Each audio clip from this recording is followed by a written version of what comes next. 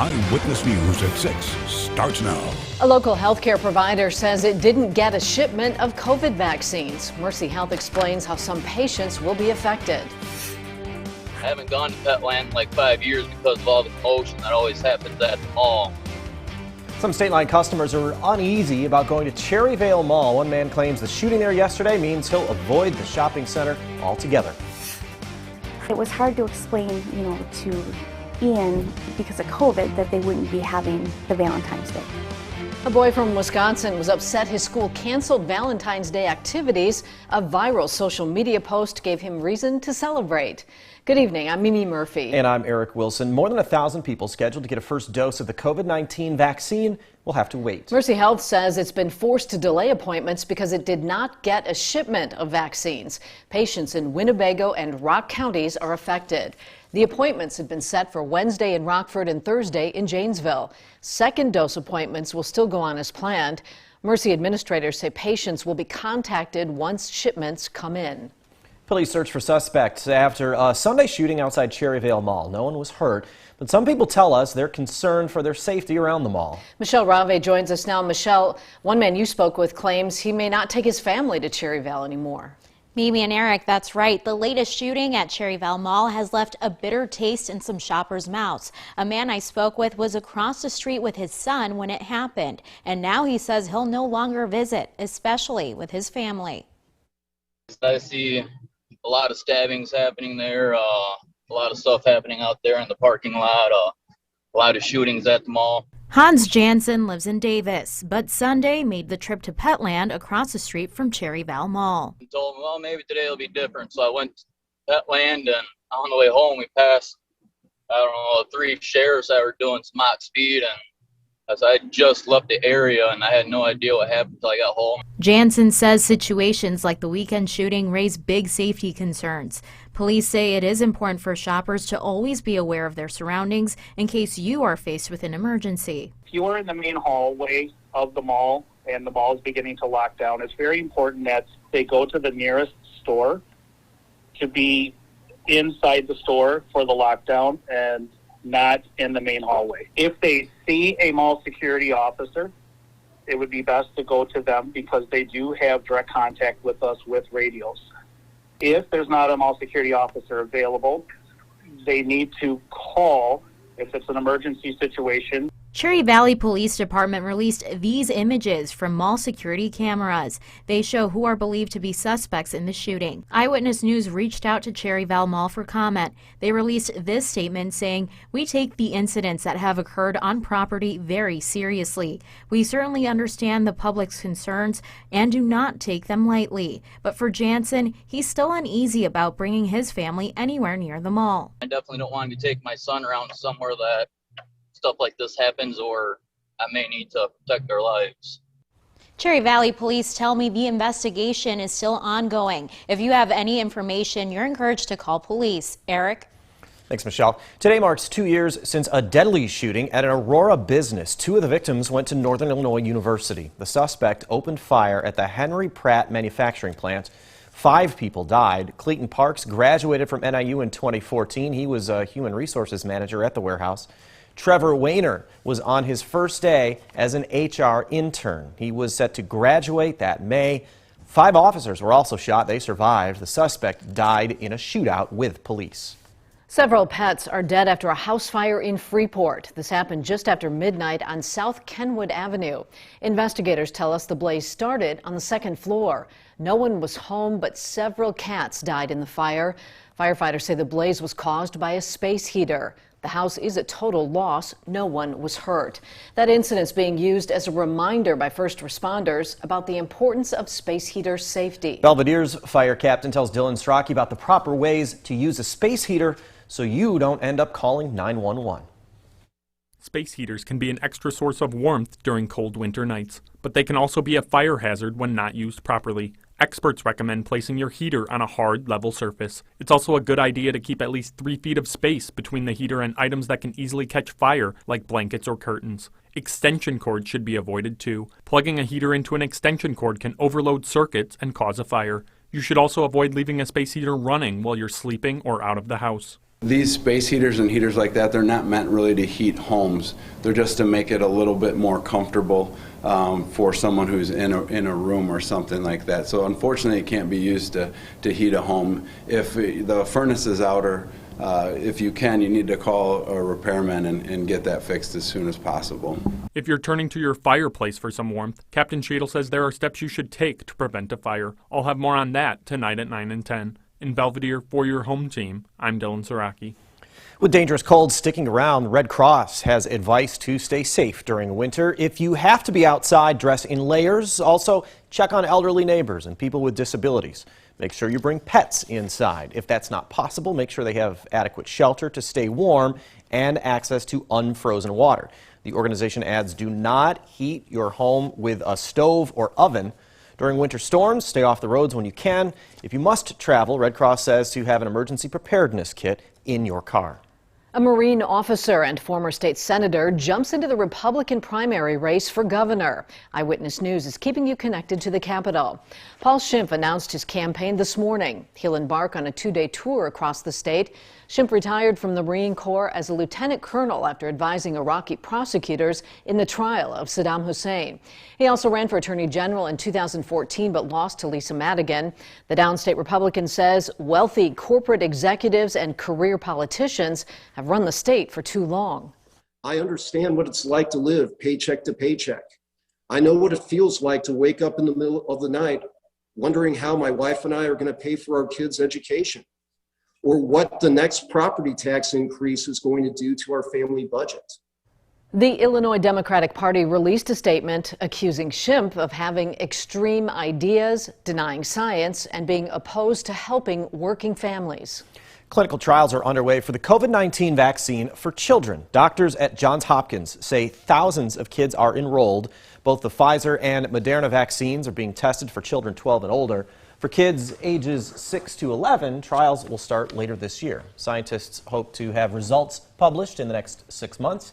They believe vaccines could be authorized for children 12 and up by summer, and for those younger than 12, possibly by the end of this year or early next year. In kids, we think if we can just show that it's waking up the immune system, then it should have that same protective effect against infection as well. It'll be great once there is enough vaccine that we can vaccinate our kids, because that's going to be what helps us stop the virus from transmitting and hopefully end the pandemic. Until shots are widely available, doctors urge parents to make sure kids keep wearing masks, social distancing, and washing hands frequently. The World Health Organization grants emergency authorization to another COVID vaccine. The shots made from AstraZeneca and Oxford University. The move should allow the UN Health Agency's partners to ship millions of doses to countries worldwide. This vaccine has been licensed in over 50 nations.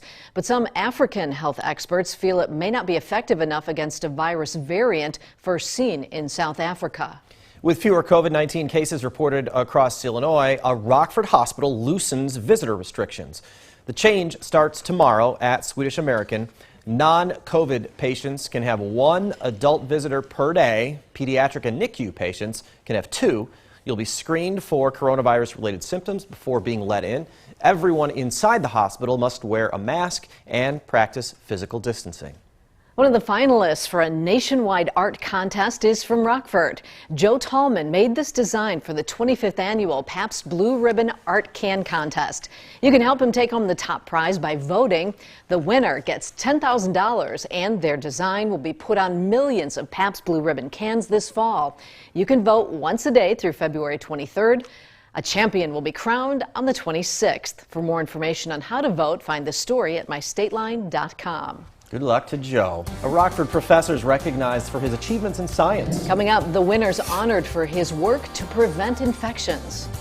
A snowy and windy Monday evening is going to stay with us as we head through the night tonight. Find out how much snow to expect as we head into tomorrow morning. Coming up in your most trusted forecast a little later. You're watching Eyewitness News, your home team with Eric Wilson, Mimi Murphy, Sports Director Scott Leber, and Chief Meteorologist Candice King.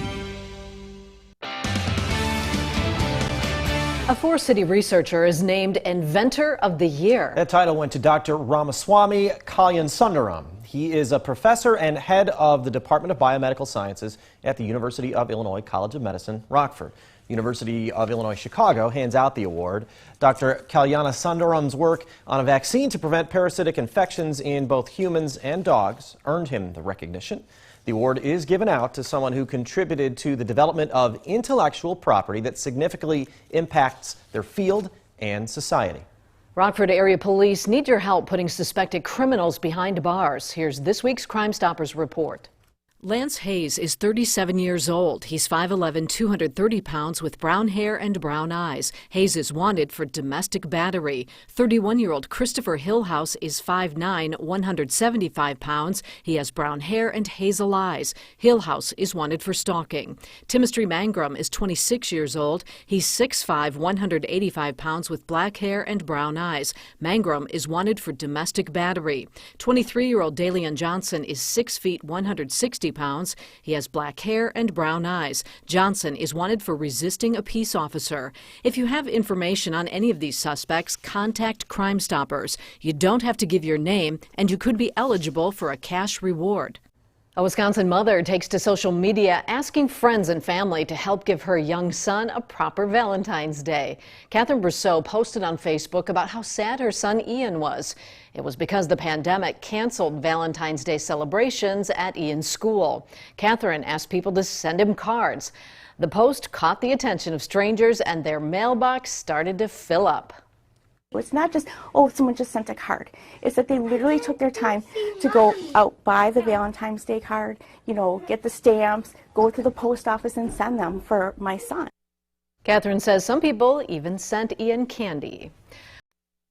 Now, your first warned weather forecast with Chief Meteorologist Candice King. A lot to talk about with the snow coming down this evening for some, and then the wind that's been causing some blowing and drifting issues throughout much of the day today. A winter weather advisory in effect for most of the area in north central Illinois, including us in Winnebago County. You've got Boone, McHenry, Ogle, Lee, DeKalb, and Whiteside counties. That's for some of the snow that's beginning to lift up from the south this evening, impacting areas mostly to the south here so far, but we'll continue to see that lift northward over the next couple of hours. But then we also add in the blowing and the drifting snow that has been a bigger issue, especially in those open and rural areas on the east-west roads for much of this afternoon. This snow tied into an area of low pressure down along the Gulf Coast, which is what brought the snow and the extreme cold into Texas and even that wintry weather down along the Gulf Coast, severe weather in the southeast. But that moisture getting pulled this far to the north and mixing with that cold air to cause some issues closer to home. Visibility falling and staying low down from Sterling to Rochelle to DeKalb. So this tells us that that snow is coming down. Not seeing our visibility drop just yet here in Rockford, but as that snow lifts a little bit further to the north by about 7 o'clock, most of us will be seeing a lot of that coming down. It will be light, but it is also going to be pretty steady throughout much of the evening before coming to an end right around midnight or so. There are still going to be some flurries that'll kind of taper off as we head through daybreak tomorrow. And even though the snow is coming to an end tomorrow morning, the impacts on the roads still might be felt, especially in those open and rural areas where we still could have some blowing and drifting snow. Our weather watcher Sandy said it's been pretty significant out in the open areas on those east-west roads. Now we'll break some of the cloud cover up as we go throughout the day tomorrow, but generally speaking, we'll keep a partly to mostly cloudy sky. Those clouds then will come back in on Wednesday. Another system passing to the south could bring us a few lighter snow showers as we head Wednesday and then into Thursday. So let's talk some snow totals. It's not going to be a lot, about 1 to 2 inches coming up from Janesville, extending down towards Freeport. Rockford, we're within about a 2 to 3, 2 to 4 inch range. And again, through tonight and then through very early tomorrow, might see actually some higher amounts closer to that 4-inch range once we get a little bit closer into southern Lee County and then for portions of DeKalb County. County. Now let's talk about the wind, because it's been blustery and fairly gusty at times, sustained coming from the north at about 10 to 20 miles per hour. And at times we've had some gusts close to 30. So the wind is going to stay rather strong through much of this evening. So that is going to keep that blowing and drifting threat on those east-west roads, and some blowing snow on the north-south road, not only as we go through the night but into tomorrow morning. So that is what's going to most likely slow you down if you're out in the open in rural areas. So the impacts on our roads, those will kind of go up here as we get through the overnight, diminishing a little bit through the morning, but again, you're going to want to take it slow. A live look with our Marcel SkyTrack camera now over downtown Rockford. Don't really have much of that snow coming yet, but it is cold. Feels like 16 below, 20 below our wind chill. Now in Rochelle, thick cloud cover and a very blustery wind. Our weather watcher Mike just north of Forston reporting, and a temperature, the big old goose egg, sitting at 0. We're down to about 1 above tonight, but those wind chills 15 to 20 below tomorrow morning. 16 for tomorrow afternoon, clearing out a little bit tomorrow night. Guys, our numbers will warm a little bit as we head towards the end of the week, and we could be talking temperatures that make it up near 30, but watching another system Sunday by the weekend. It's nice to at least see by the end of that 7 day, single-digit temperatures are going away. Let's hope for a while. Thanks, Candice. Now, the Napleton Sports Desk with Sports Director Scott Leber. Well, the Bears' last 2 defensive coordinators were seasoned veterans, Vic Fangio and Chuck Pagano. Now that's all changed with Sean Desai in charge. Desai is only 37 years old. This is his first shot as a defensive coordinator. There was a time when he set out to pursue a medical career and then switched to a career in education. He has a master's and a doctorate in education. Desai told reporters today that as a coach, he still sees himself as a teacher. To me, coaching is a very distinguished or different and unique form of teaching. This is a form of teaching at the highest level. Desai has been a pupil in the Bears organization since 2013, learning under Mel Tucker, Vic Fangio, and Chuck Pagano, first as a quality control coach and then as the safeties coach. All those coaches and coordinators have given me different spots and different areas of responsibility. So I was able to really get a good picture of the defense and how to build a defense. But as Fangio's version of the 3-4 defense, the Desai's defense is most likely to resemble. Desai sat next to Fangio in the coach's booth during games. Vic has been my biggest mentor in the NFL. I think the biggest thing I'll take from Vic is going to be my preparation and my approach to the game. Desai can also learn from the Bears' latest addition, former Packers defensive coordinator Mike Pettin. He's the Bears' new senior defensive assistant. You know, I think Coach Pett's going to be able to help us on defense. He's going to be able to bring in ideas. Desai wouldn't get into the scheme he'll run or any specifics, but he knows the identity he wants his defense to have. We're going to be physical, we're going to be tough, and we're going to value speed and those things, and brains and smarts. Desai doesn't believe the Bears' defense needs an overhaul. He thinks it can be one of the NFL's best this next season, like it was in 2018. And I think we're going to have the tools and the players and the teaching and the coaching to do that. And Desai says this defense will be Sean Desai's defense and not Vic Fangio's defense or anyone else's. Well, the Ice Hogs will have some more firepower on the ice this week. Forward Mackenzie Entwistle has been reassigned to the team by the Blackhawks from the Blackhawks taxi squad. As a rookie last year, Entwistle was third on the team in scoring, and he was named the team's most improved player. He'll fit in great here. We need a player like him.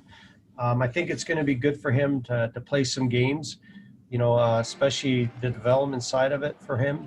But last year, what an improvement from the first day to the last day. Just made huge strides. The Ice Hogs have a home game tomorrow evening against the Wolves. We'll be right back.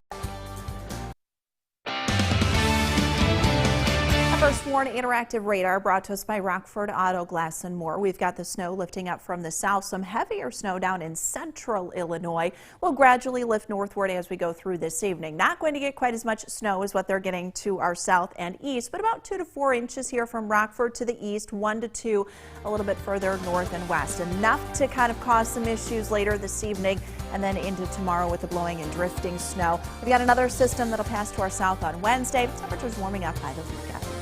Eventually, the snow machine has to stop. Thanks, We Candice. hope. And thanks for watching. Stay safe.